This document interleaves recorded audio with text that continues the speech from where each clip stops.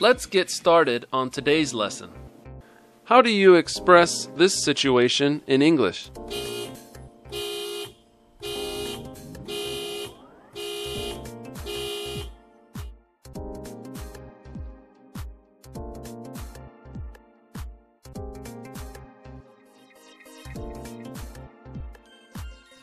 To go off.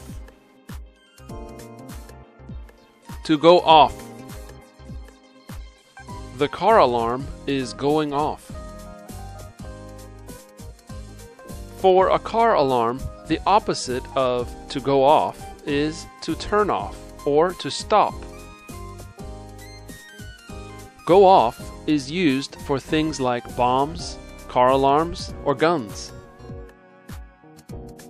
It takes my neighbor a long time to turn off his car alarm. Car alarms are often more annoying than helpful. My car alarm keeps going off in the middle of the night for no reason.